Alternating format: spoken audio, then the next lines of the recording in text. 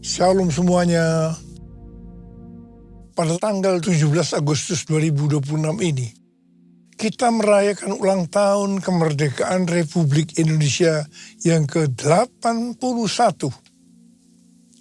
Tuhanlah yang memberikan kemerdekaan bagi Indonesia dari segala bentuk penjajahan.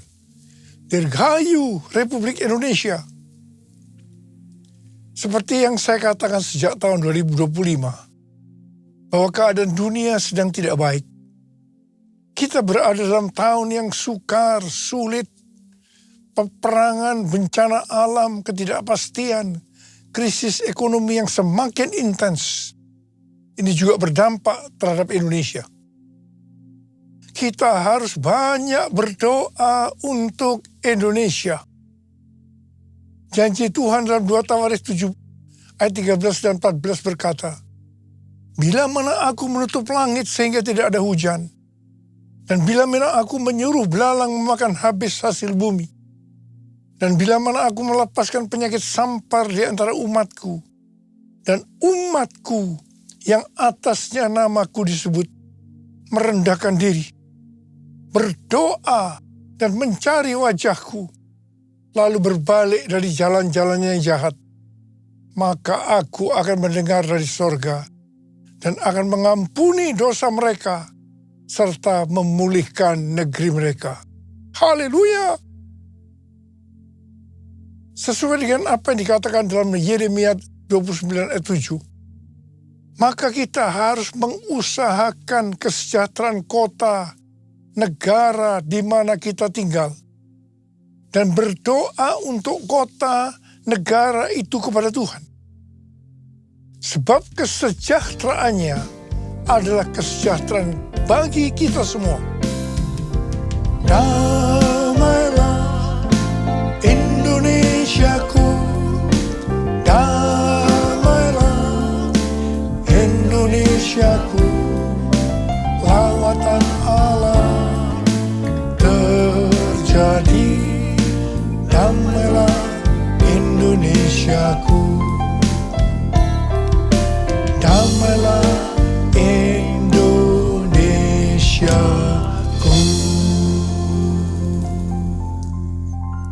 Pada bulan Agustus ini yang merupakan bulan bersejarah bagi bangsa Indonesia, Tuhan juga mengingatkan kepada kita orang percaya bahwa kita sudah dimerdekakan dari penjajahan hukum dosa dan hukum maut.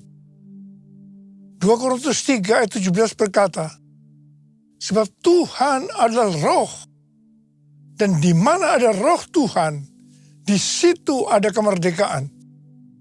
Kita sebagai orang percaya adalah orang merdeka, karena roh Tuhan ada di dalam kita.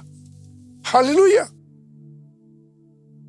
1 Korintus 6 ayat 19 dan 20 berkata, "Atau tidak tahukah kamu bahwa tubuh kamu semua adalah bait Roh Kudus yang tinggal di dalam kamu, roh yang kamu peroleh dari Allah, dan bahwa kamu bukan milik kamu sendiri, sebab kamu telah dibeli dan harganya telah lunas dibayar. Karena itu, muliakanlah Allah dengan tubuhmu." Sesuai dengan Roma 10 ayat 9 dan 10. Pada saat kita mengaku dengan mulut bahwa Yesus Kristus adalah Tuhan, dan percaya dengan hati kita bahwa Allah telah membangkitkan Dia dari antara orang mati, maka kita akan diselamatkan. Sebab dengan hati orang percaya sehingga dibenarkan, dan dengan mulut orang mengaku sehingga diselamatkan. Sebagai orang percaya dan sudah diselamatkan, maka kita adalah bait Roh Kudus yang tinggal di dalam kita. Roh yang diperoleh dari Allah. Tubuh ini bukan milik kita sendiri, tetapi milik Tuhan Yesus. Mengapa?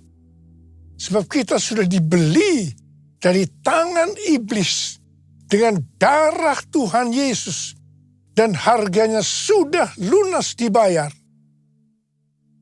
Ya, sebelum kita percaya kepada Tuhan Yesus, kita di bawah kekuasaan iblis. Setelah menjadi orang percaya, kita adalah milik Tuhan Yesus. Karena itu kita harus memuliakan Allah dengan tubuh kita. Roma 12 ayat 1 berkata, oleh kemurahan Allah, aku menasihatkan kamu, supaya kamu mempersembahkan tubuhmu sebagai persembahan yang hidup, yang kudus, dan yang berkenan kepada Allah.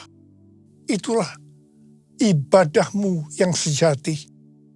Janganlah kamu menjadi serupa dengan dunia ini, tetapi berubahlah oleh pembaruan budimu, sehingga kamu dapat membedakan mana kehendak Allah, apa yang baik, yang berkenan kepadanya, dan yang sempurna. Segala yang kita miliki adalah milik Tuhan Yesus. Karena itu kita harus memuliakan Allah dengan apa yang kita miliki. Amsal 3 ayat 9 dan 10 berkata, muliakanlah Tuhan dengan hartamu dan dengan hasil pertama dari segala penghasilanmu. Maka lumbung-lumbungmu akan diisi penuh sampai melimpah-limpah, dan bejana pemerahanmu akan meluap dengan air buah anggurnya.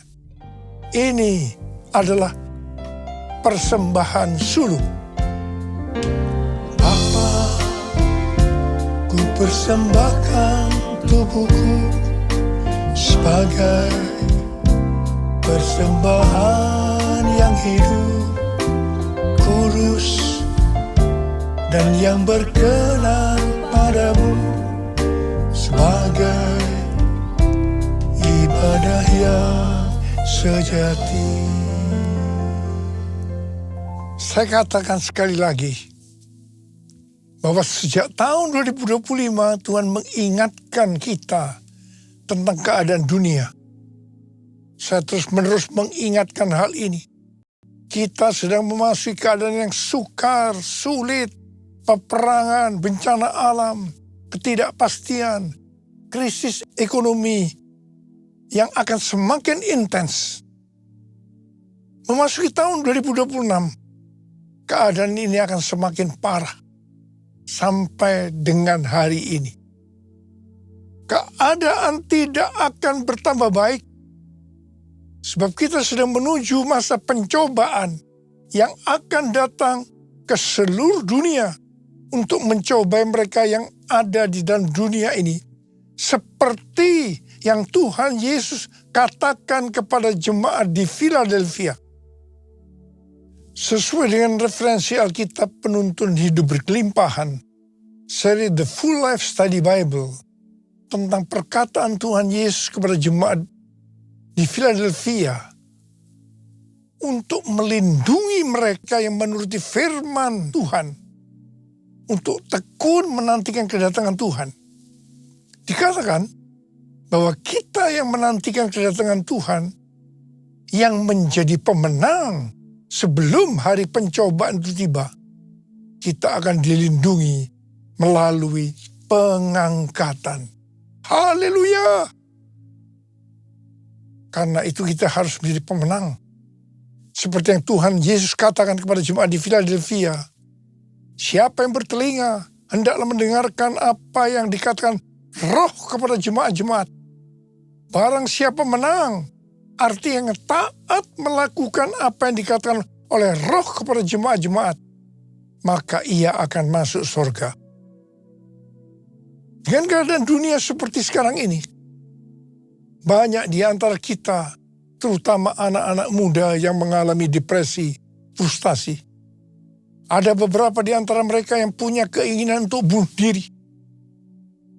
Tuhan berpesan kepada kita melalui Filipi 4 ayat 6 yang berkata, janganlah khawatir tentang apapun juga.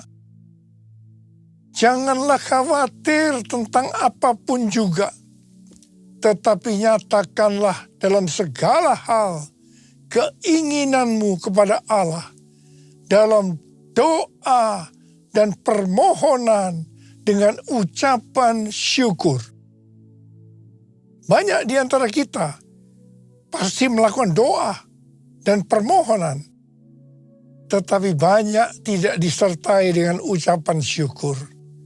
1 Tesalonika 5 ayat 18 berkata, ucapkanlah syukur dalam segala hal, sebab itulah yang dikehendaki Allah di dalam Kristus Yesus bagi kamu. Kalau keadaannya baik, untuk mengucap syukur itu gampang. Tetapi kalau keadaan tidak baik, apalagi di dalam tekanan yang berat, untuk mengucap syukur tidak gampang. Tetapi kalau kita mau melihat mujizat Tuhan terjadi dalam kehidupan kita, maka kita harus melakukan yang dikehendaki oleh Tuhan Yesus Kristus bagi kita, yaitu harus mengucap syukur dalam segala hal, enak maupun tidak enak. Waktu Tuhan memanggil saya menjadi hamba Tuhan, berkali-kali saya menolak. Tapi Tuhan tidak tinggal diam. Rencana Tuhan harus terjadi dalam kehidupan saya, supaya saya mau menjadi hamba Tuhan. Tuhan memaksa saya, sampai akhirnya saya menyerah. Cara Tuhan, saya dibuat bangkrut dari pekerjaan saya. Apa saja yang saya usahakan hancur. Jadi saya tidak punya pilihan lain. Hanya taat kepada panggilannya. Tuhan hanya berkata kepada saya, ikut aku. Saya tidak punya pengalaman apa-apa untuk melayani pekerjaan Tuhan. Modal yang saya punya hanya bisa menyanyi dan main gitar. Terus terang saya kebingungan dan sangat tertekan. Sampai puncaknya, saya hanya berkata kepada Tuhan bahwa saya tidak kuat lagi. Pada saat itu, saya ingat saya duduk di lantai. Tiba-tiba Tuhan berkata kepada saya, Niko, dalam keadaan seperti ini, hendaknya kamu mengucap syukur. Pada awalnya saya tidak bisa mengerti kenapa saya harus melakukan itu. Tetapi Tuhan Yesus berbicara seperti itu. Niko, dalam keadaan seperti ini, hendaknya kamu mengucap syukur. Saya pada waktu itu mengambil gitar. Dan keluarlah lagu ini. Segala puji syukur hanya bagimu Tuhan. Disertai dengan tangisan. Saya menyanyikan lagu ini. Sebab kau yang layak dipuja. Kami mau bersorak, tinggikan namamu. Haleluya. Saudara, asal mulanya lagu ini tuh seperti ini temponya. Sekarang kita menyanyikan dengan sukacita. Tapi pada waktu itu, saya juga nyanyinya tidak seperti ini. Dengan terbata-bata, disertai dengan tangisan. Saya terus segala puji. Saudara, ini untuk pertama kalinya saya mengucap syukur dalam keadaan yang tidak enak. Saya percaya, kalau saya ada sebagaimana saya ada seperti sekarang ini, salah satunya karena saya melakukan perintah Tuhan untuk mengucap syukur dalam segala hal, enak maupun tidak enak. Saya mau katakan sesuatu, ada kuasa dalam pengucapan syukur. Banyak orang yang mengalami mujizat-mujizat dengan mengucap syukur dalam segala hal. Ada yang mengalami seperti yang terdapat dalam 1 Korintus 2 ayat 9. Apa yang tidak pernah dilihat oleh mata, dan tidak pernah didengar oleh telinga, dan tidak pernah timbul dalam hati manusia, yang disediakan Allah bagi mereka yang mengasihi Dia. Ku mau selalu bersyukur, selalu bersyukur. Kau Tuhan yang setia, yang selalu menopang. Ku mau selalu bersyukur, selalu bersyukur. Kau Bapa-Ku yang setia, Kau Bapa-Ku yang setia. Hari-hari ini saya terus-menerus dengan bertalu-talu minta kepada Tuhan untuk lebih mengerti akan isi hati Tuhan. Lebih mengerti akan tuntunan Tuhan untuk kehidupan ini. Tuhan menjawab dalam Yeremia 33 ayat 3. Berserulah kepadaku, maka aku akan menjawab engkau dan akan memberitahukan kepadamu hal-hal yang besar dan tidak terfahami, hal-hal yang tidak kau ketahui. Saya banyak berseru dalam doa, pujian, dan penyembahan bersama-sama dalam unity siang dan malam. Tuhan memberikan pengertian tentang tema tahun 2026. Tahun 2026 adalah tahun amanat agung. Begitu memasuki tahun amanat agung, keadaan dunia menuju kepada keadaan yang tidak baik. Lebih lagi,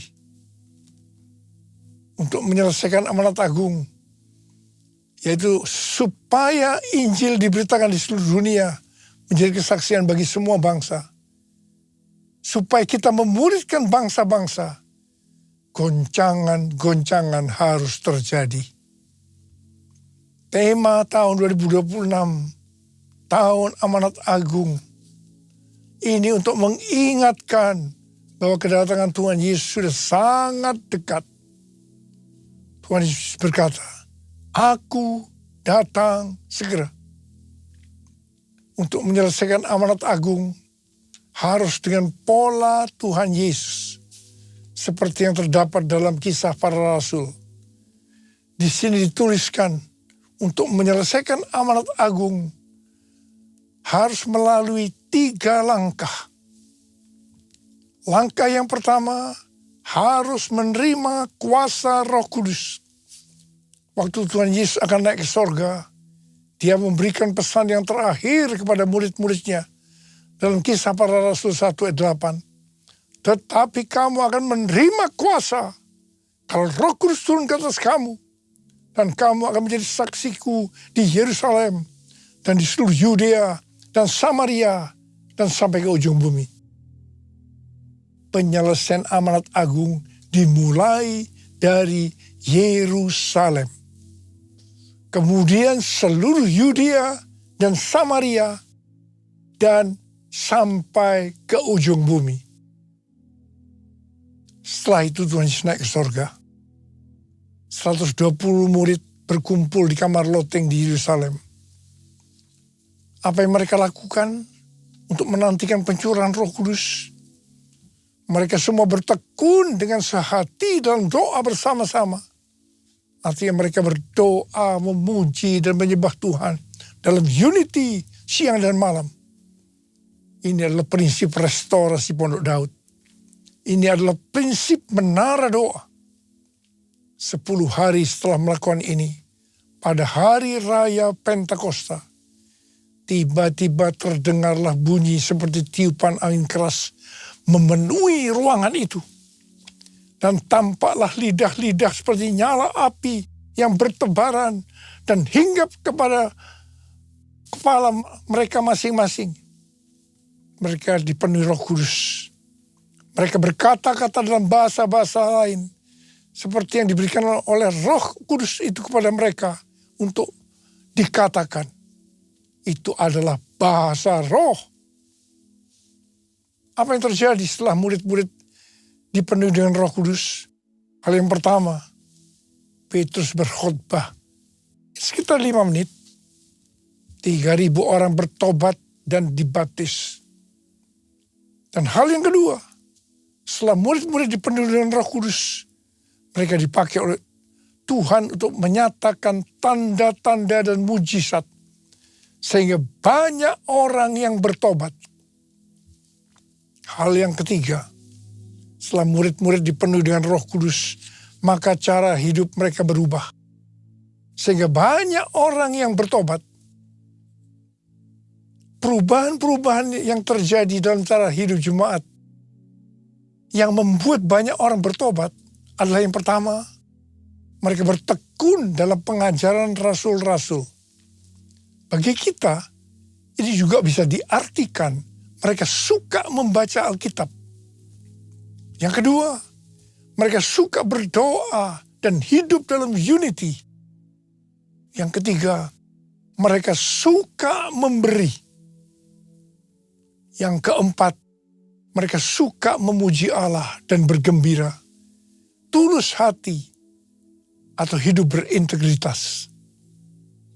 Alkitab katakan bahwa mereka disukai semua orang, dan tiap-tiap hari jumlah orang yang diselamatkan bertambah.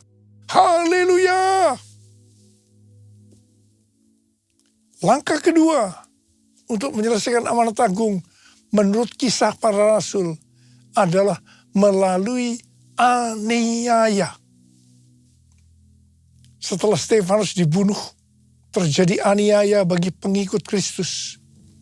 Kecuali para rasul, mereka lari ke Yudea dan Samaria sambil memberitakan Injil. Jadi awalnya amanat agung hanya terjadi di Yerusalem. Untuk sampai ke Yudea dan Samaria, mereka harus mengalami aniaya. Mereka tadinya ada di zona nyaman di Yerusalem.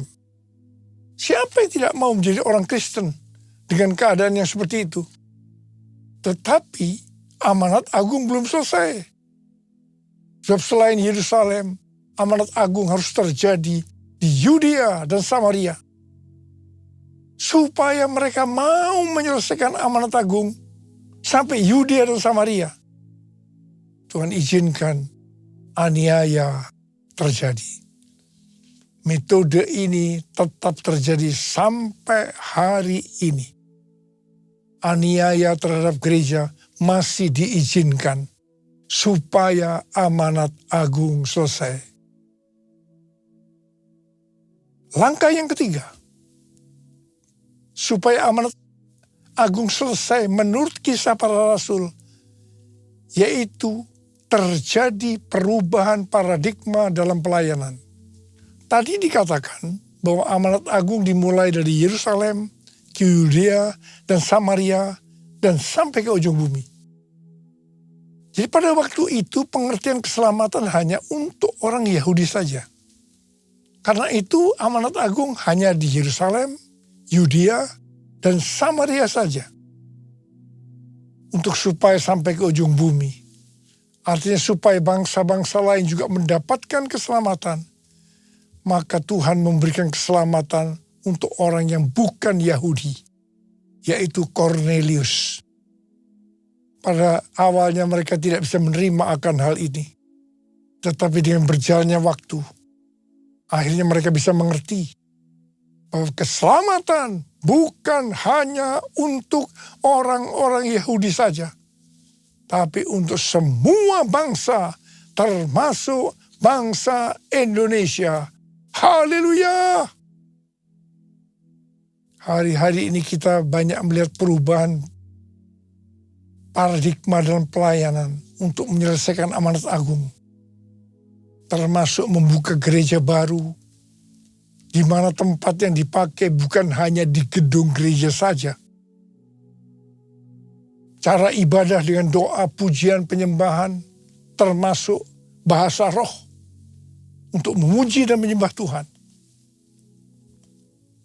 Juga Tuhan memberikan pengertian tentang Pentakosta ketiga. Tuhan memberikan visi kepada gerejanya di seluruh dunia, bahwa target untuk menyelesaikan amanat agung tahun 2033. Juga penggunaan media online secara meluas. Semua ini untuk menyelesaikan amanat agung. Setelah itu, sesuai dengan Matius 24 ayat 14 yang berkata, dan Injil kerajaan ini akan diberitakan di seluruh dunia menjadi kesaksian bagi semua bangsa. Sesudah itu barulah tiba kesudahannya. Tuhan Yesus datang kembali. Maranatha, Tuhan Yesus datanglah segera. Mari angkat tangan kita.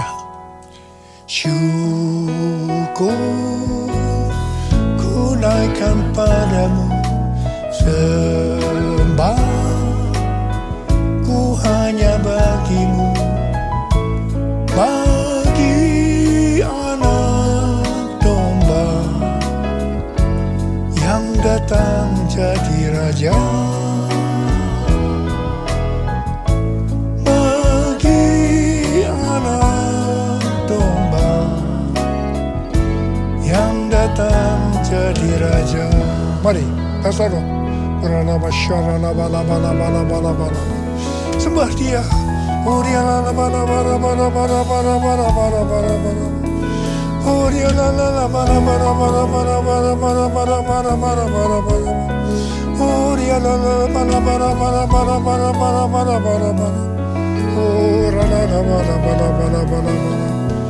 Abba, urapi kami, Abba.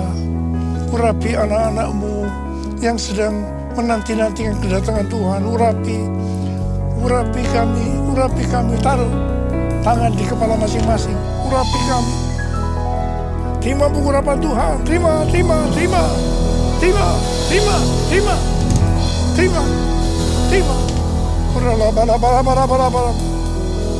Bagi anak domba yang datang jadi raja. Bagi anak domba yang datang jadi raja.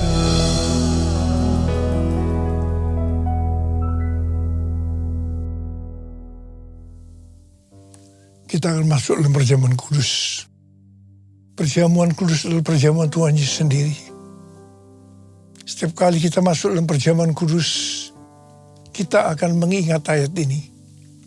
Sebab setiap kali kamu makan roti ini dan minum cawan ini, kamu memberitakan kematian Tuhan sampai Ia datang. Perjamuan kudus adalah perjamuan Tuhan Yesus sendiri. Setiap kali kita masuk dalam perjamuan kudus, Yesus selalu berkata, biarlah ini menjadi peringatan akan daku.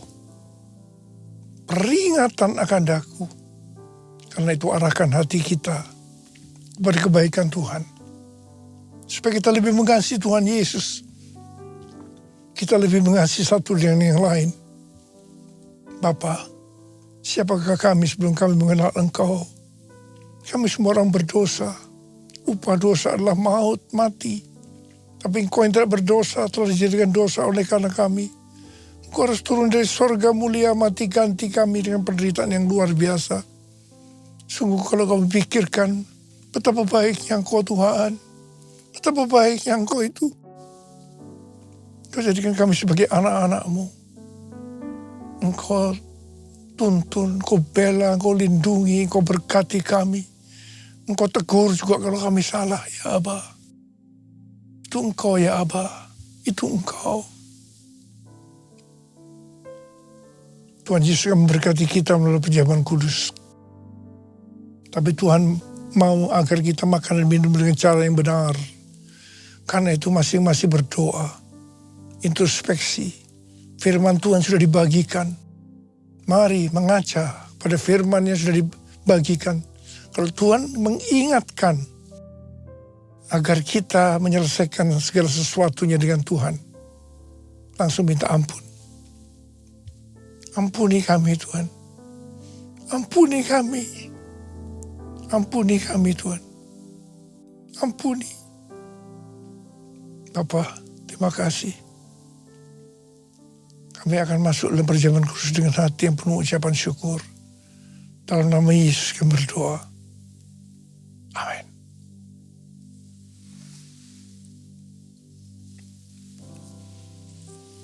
Mari, angkat roti di tangan kanan kita tinggi-tinggi. Sebab apa yang telah kuteruskan kepadamu telah aku terima dari Tuhan. Yaitu bahwa Tuhan Yesus pada malam waktu yang diserahkan mengambil roti. Dan sesudah itu yang mengucap syukur atasnya. Ia memecah-mecahkannya dan berkata, inilah tubuhku yang diserahkan bagi kamu. Perbuatlah ini menjadi peringatan akan aku.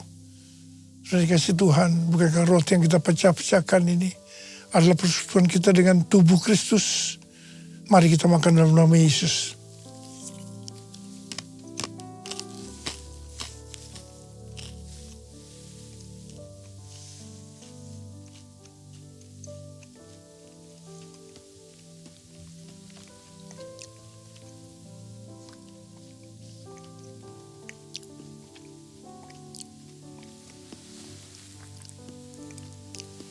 Angkat cawan di tangan kanan kita tinggi-tinggi.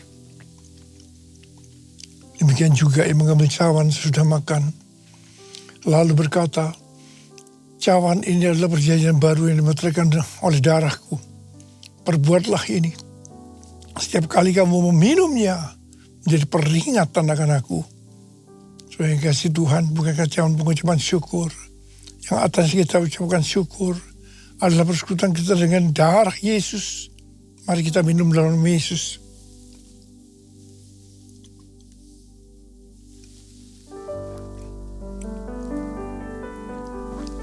Ucapkan syukur dan terima kasih dengan suara.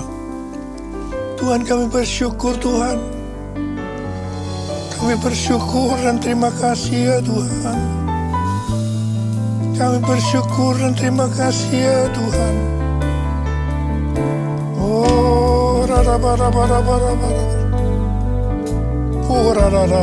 Angkat tangan saudara. Saat ini kau sedang menyembuhkan yang sakit ya Tuhan. Kau sedang membebaskan yang terikat. Kau menghibur yang susah. Kau menguatkan yang lemah. Kau memberikan pengharapan yang baru bagi yang datang dengan putus pengharapan. Tuhan terima kasih. Tuhan terima kasih. Tuhan terima kasih. Tuhan makasih Yesusku.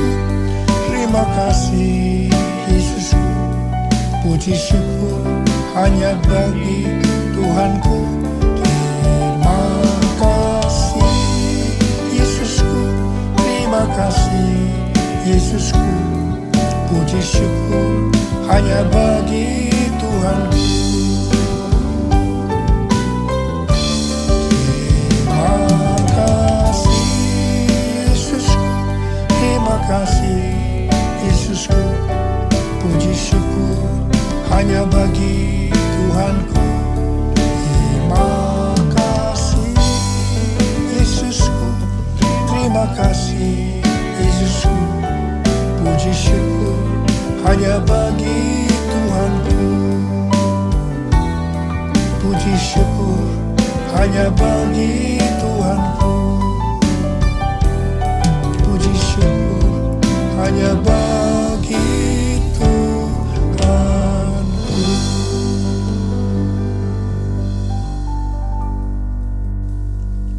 Sekarang terimalah berkat Tuhan.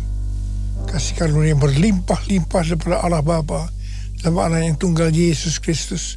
Persekutuan yang manis dengan Roh Kudus menyertai kita semua mulai hari ini. Sampai Tuhan Yesus datang menjemput kita di awan-awan dan bahkan sampai selama-lamanya.